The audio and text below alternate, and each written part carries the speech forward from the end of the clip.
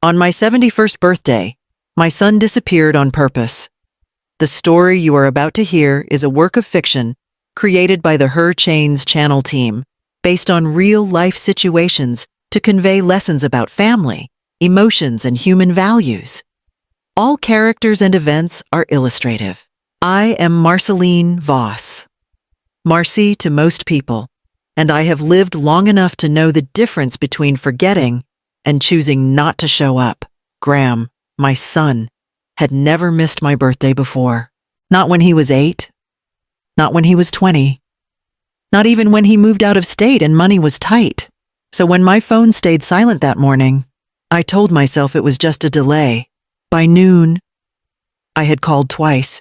By mid-afternoon, I had sent a simple message. Are you okay? No reply, no missed call, no voicemail. The silence pressed in, heavy and deliberate, like a door closed carefully instead of slammed. I tried again around dinner, straight to voicemail. I was setting the phone down when a notification slid across the screen. It was public, bright, cheerful. A photo of Graham, smiling wide, his arm bent just enough to guide someone forward. Beside him stood Blythe, his mother-in-law, clutching a canvas like it mattered. The caption read, "So proud to walk Mom into her first art class. Big day. Big day." Not a mention of urgency, not a hint of crisis, just celebration. I stared at it longer than I should have. My hands felt steady, which surprised me. What surprised me more was how quickly the feeling settled in my chest. Small, sharp, and humiliating. I had raised that man. I had taught him to call, to show up, to at least explain. The text came later that night. One line, no greeting. Please don't make this a thing. I had no choice. I typed back, then erased it, typed again, erased that too. I wanted to ask him how escorting Blythe to a community art class became something he could not say no to. I wanted to ask when my place in his life became optional. Instead, I set the phone face down and sat there, listening to the quiet I had not agreed to. I did not cry. I did not shout. I just felt something shift, something I would recognize later as the moment I stopped waiting for him to come back on his own. Graham called the next morning, not early enough to feel urgent and not late enough to sound guilty. I let it ring once before answering. "Mom," he said, already tight, like he'd braced himself for an argument. "I was going to call." "You're calling now," I said. "That's different." He exhaled. "Can we not do this right away?" "Do what I asked. Hear your voice. Don't make this a thing," he said. I had a lot going on. There it was. Not an apology. A warning. I waited. I said, "All day." He paused, then said, "Blythe needed me. She was really anxious about the class." "The class," I repeated. "Yes," he said. Sharper now. "It mattered to her. So did yesterday to me." I said. He scoffed softly. "You're acting like I skipped a wedding." "It was my birthday. Graham." 71st, he said. And I felt the number land between us like a calculation. "Come on." "It's not like you were alone." I didn't answer right away. I didn't want to tell him how quiet the house had been. I didn't want to give him the satisfaction of knowing it hurt. "You saw the post." He continued. "People were excited. Blythe's never done anything like that before. I said, you looked proud, yes. I was being supportive." He said, "She needed encouragement." And I didn't, I asked. He went quiet. Then shifted tactics. "You're being dramatic. You know that, right?" That word cut deeper than the silence had. Dramatic. Like this was a performance I was staging instead of a boundary he had crossed. "I called you," I said. "More than once." I couldn't answer. He snapped. "I told you. I had no choice." "No choice," I repeated, slowly. "Can we drop this?" he said. "I don't want this turning into a whole thing." Something cracked, then not loudly, but cleanly. The version of my son who would have said, "I'm sorry, I messed up," was gone. In his place was someone measuring inconvenience, someone deciding how much of me he could afford. We ended the call without resolution. He said he had to get to work. I said nothing at all. When the line went dead, I realized this was the first time I felt smaller after hearing my own child speak, and the first time I didn't rush to fix it.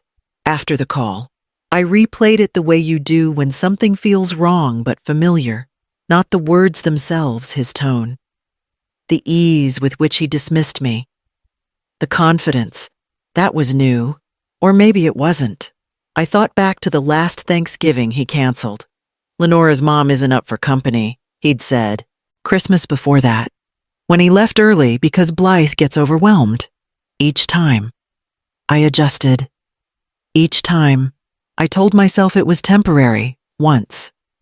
I mentioned it to Lenora directly. I kept my voice light. "I miss seeing Graham," I said. She smiled without warmth. "We're just stretched thin right now," she replied. "Mom needs a lot of support." "And Graham?" I asked. "He's great at handling things," she said. "He knows where he's needed. Needed. Not wanted. Not expected. Needed." Another time. Graham called while driving. I could hear Lenora in the background. "We're running late." She said, "Not to me. To him. I should go." He told me immediately.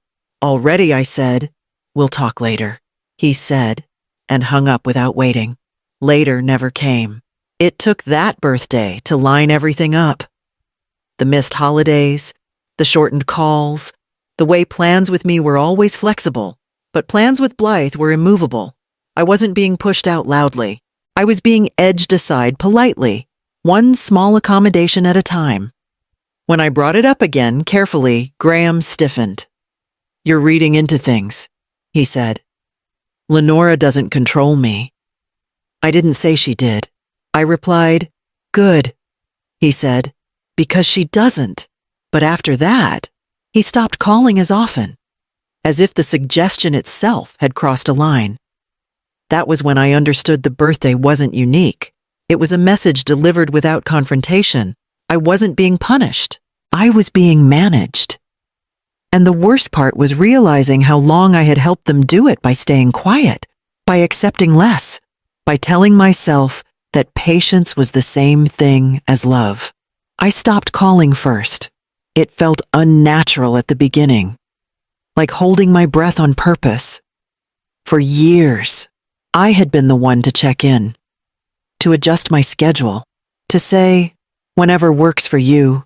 When I didn't do that, the days stretched longer than I expected. Graham didn't notice. After a week, I told myself it was coincidence.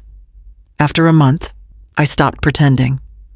There were no missed calls, no messages asking if I was all right. The silence didn't rush in, it settled. Comfortable and unchallenged. That was when I made the appointment with Harlan Pierce. He was calm in the way people are when they deal with other people's fear for a living. We sat across from each other, and he didn't rush me when I hesitated. "I'm not here to punish anyone," I said. "I just want things clear." "Clarity is protection," Harlan replied. "Not punishment." We went through the paperwork slowly. Medical proxy. Emergency authority. Who would speak for me if I couldn't? Who would decide? When Harlan asked if I wanted to keep Graham listed, my mouth opened automatically. Then I stopped. "Remove him," I said. Harlan nodded once. No surprise, no judgment. "We can revise it any time," he said. "I won't," I answered. I didn't announce any of this. I didn't warn Graham or explain myself. I didn't confront Lenora or accuse Blythe. I learned something important in those weeks. Confrontation was what they expected. Preparation was not. A few days later, Graham called. I let it ring twice before answering. "Hey," he said. "Just checking in." "I'm fine," I replied. "That's good," he said, relieved too quickly. "I can't talk long. I won't keep you," I said. He thanked me for understanding. He always did. When we hung up, I sat with the quiet again. Not the old quiet that waited to be filled, but a new one, deliberate, measured, the kind that comes when you stop reaching into a space where your hand is never taken. The first birthday after that call came and went without a sound. No card, no text. I told myself it was an oversight. The second one made it harder to pretend. By the third, I stopped checking my phone at all. 3 birthdays, 3 years, Graham never reached out once. At first, I filled the space the way I always had, keeping busy, offering myself reasons not to think. Then I realized I was still chasing him, just in a quieter way. So I stopped that too. I let the days be what they were. I stopped rehearsing conversations that never happened. One afternoon, my neighbor Imogen knocked on my door with a container of soup. She looked at me for a moment before speaking. "You've been quieter lately," she said. I finally caught up with myself. I replied. She nodded, like she understood more than I'd said. That happens when you stop explaining yourself to people who aren't listening. We ate together once a week after that. No heavy talk. No questions I didn't want to answer. I learned that dignity doesn't arrive all at once, it settles in slowly, after you stop abandoning yourself. There were moments the ache crept back in. A song on the radio, a headline about a son honoring his mother. I let those moments pass without turning them into evidence against myself. I didn't need proof anymore. I told Harlan Pierce during a routine check-in, "I think I'm done hoping." That's usually when people start living honestly. He said. By the end of the 3rd year, the quiet no longer felt like punishment. It felt intentional. I had a life that didn't revolve around waiting to be remembered. I had learned how to sit with myself without apology. So when the phone rang one evening and I saw Graham's name on the screen, I didn't feel relief. I didn't feel anger either. I felt something steadier than both, an understanding that whatever he wanted now had nothing to do with the years he chose to stay gone. Graham didn't call first. He showed up. I opened the door and found him standing there with his hands folded, shoulders tight, like he'd practiced being smaller. He looked older, thinner, not in a way that suggested reflection, more like exhaustion. He smiled when he saw me, tentative, as if the last 3 years had been a misunderstanding we could step around. "Mom," he said, "can we talk?" I stepped aside without answering. He took that as permission. "I know it's been a long time," he began. Sitting before I offered. Things got complicated. They stayed quiet. I said. He nodded quickly. "Yeah, I know. I should have handled things differently." I waited. There was a lot of pressure back then. He continued. Lenora was dealing with her mom. Everything kind of fell on me at once. "You didn't call," I said. He rubbed his palms together. I didn't have a choice. There it was again. The same phrase, delivered like a shield. "You always had time to post," I said. "Just not to speak." "That's not fair," he said. And his voice sharpened just enough to show the edge underneath. "You don't know what was going on." "Then tell me," I replied. He sighed, looking past me instead of at me. It was stress, money, expectations. I was trying to keep everyone calm. "And cutting me off helped with that," I asked. "It wasn't about you." He said too quickly. "I figured you'd understand." Understand. The word landed heavy. I didn't say I was hurt. I said, "You did." He leaned forward then, urgency slipping through the cracks. "I'm here now. That has to count for something." "Why now?" I asked. He hesitated. "Just a beat. Long enough. Things are coming to a head," he said. "I need to talk through some stuff. Not miss. Not regret." I looked at him and felt the distance clearly, for the first time not measured in years, but in intention. He hadn't come back to repair anything. He had come back because the silence he created was no longer working in his favor. I told him I'd listen. I didn't tell him I believed him. Graham didn't ease into it. He circled once, talked about stress, about being tired, about how things had stacked up. And then he stopped pretending. I need help, he said. I didn't respond. It's temporary, he added quickly, just until things stabilize. Things, I said. He nodded, relieved I hadn't shut him down. Blythe's situation got worse. Medical bills, credit cards, some bad decisions. Lenora's been carrying it, and it's bleeding into everything. Into you, I said. Into us. He corrected. That's what families do. I waited again. There's a loan, he continued. It ballooned. The interest is brutal. We're talking tens of thousands. It was supposed to be short term. You're asking me to pay it, I said. Cover part of it, yes, he said, flinching, just to buy time. For Blythe, I said. He hesitated. For all of us. And why am I hearing this now, I asked. He swallowed. Because you're steady. You always were. You're the one who doesn't panic. The words landed cleanly. Steady? Reliable? Back up. So this is why you came back. I said.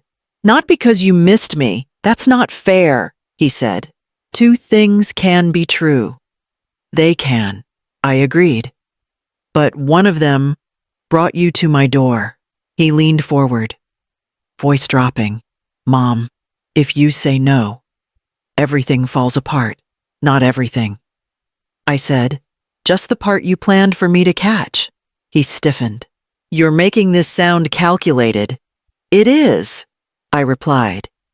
You stayed gone until you needed something. That's a calculation. He stood then, pacing once, agitated. You're acting like I used you. You did. I said. You just assumed I wouldn't notice. Silence settled between us.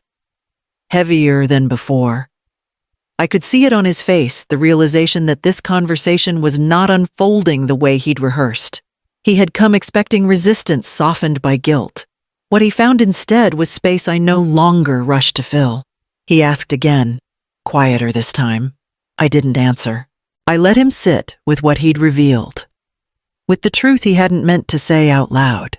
What if the truth is worse than being forgotten? I didn't interrupt him when he finished asking. I let the words settle the way they were meant to, heavy enough to tip me into guilt. When that didn't happen, he frowned. You're quiet, Graham said. I'm listening, I replied. Just not the way you expected. He started again, softer this time. I didn't want it to come to this. That's interesting, I said, reaching for the folder I had set aside earlier. Because you agreed to it long before today. I placed it on the table between us and slid it forward. He stared at it without opening it. What's that emails? I said. Loan documents, dates, timelines. He opened the folder slowly. I watched his face change as recognition set in. His jaw tightened. His eyes dropped. You said you didn't have a choice. I continued. But 3 days before my birthday, you wrote that you would handle me, so the pressure would ease. He looked up sharply. You went through my messages. No, I said. Your lender forwarded them when they realized my name was mentioned. The room went still. You agreed to stop contacting me, I said. Not because you were overwhelmed. Not because Blythe needed emotional support, but because cutting me off made you look less complicated to deal with. That's not how it happened. He said, too quickly. Then explain why Lenora wrote that distancing you from me would prove you were serious, I said, turning a page. Or why Blythe thanked you for putting family first. His mouth opened, closed. I didn't think it would last. He said finally, I thought you'd reach out. So you punished me for staying quiet. I said. He stood up, pacing. I was under pressure. You made a choice. I said. You just didn't like owning it. The door opened then, and Lenora stepped inside, followed by Blythe. They didn't look surprised. That told me everything. We didn't mean for it to get this far. Lenora said carefully, You meant for me to disappear. I replied. You just didn't expect me to stay gone. Blythe crossed her arms. This didn't have to be so dramatic. No, I said. It just had to be honest. Graham stopped moving. He looked at me the way people do when they realize the story they practice no longer works. I wasn't a mother he could manage anymore. I was an obstacle to the version of events he needed to survive. Is it revenge if you simply stop saving someone from themselves? I can't fix this, I said. Graham stared at me like he hadn't heard correctly. You can. He insisted. You just don't want to. I won't, I replied. There's a difference. Lenora stepped forward then, her voice measured, practiced. Marcy, we're not asking you to solve everything. Just help us get through this part. This part has a number. I said, it has dates. It has signatures. It has consequences. Blythe scoffed. You're really going to let your own son drown over paperwork I'm letting him stand in what he signed? I said.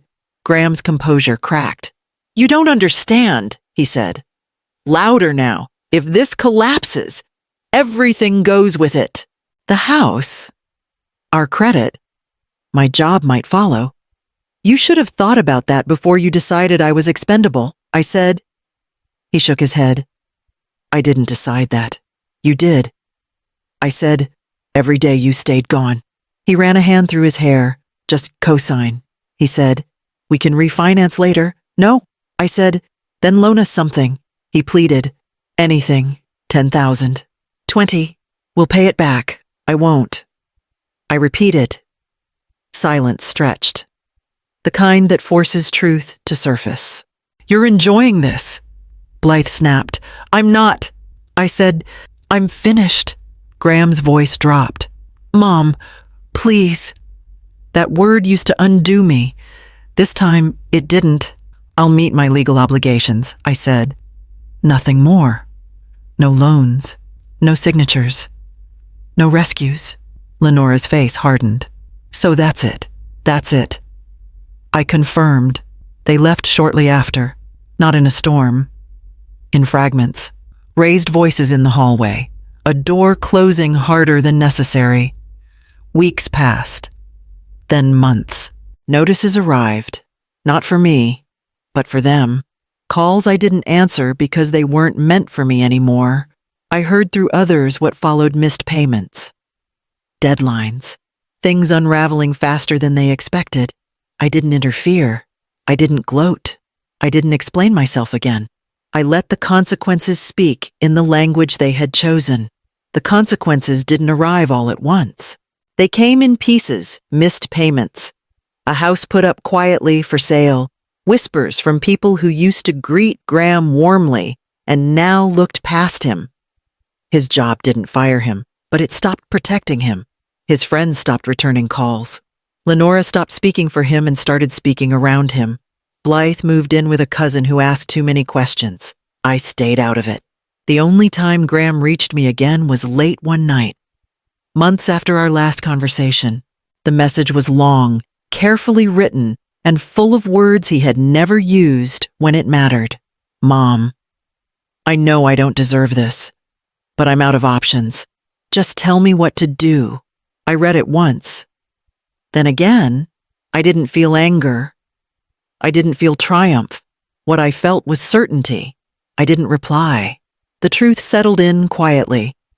The art class had never been the real betrayal. That had only been the excuse. The damage was done when my son decided lying was easier than choosing me honestly. When he told himself that silence was kinder than truth. When he believed I would always be there to absorb the fallout. There's a lesson in that one I learned too late to save him, but early enough to save myself. Love without boundaries doesn't protect anyone. It teaches people what they can take and still be forgiven for.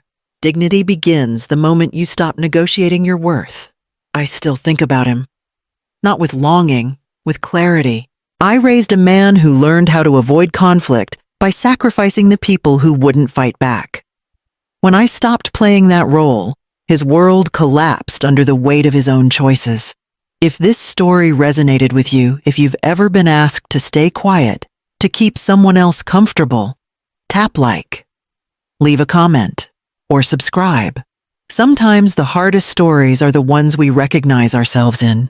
My life is quieter now, not empty. Quiet in the way a room feels after you remove what never belonged there in the first place. I wake up without waiting for my phone to ring. I make decisions without checking who they might upset. I live without explaining myself. If someone always had a choice, why did they choose to lose you instead?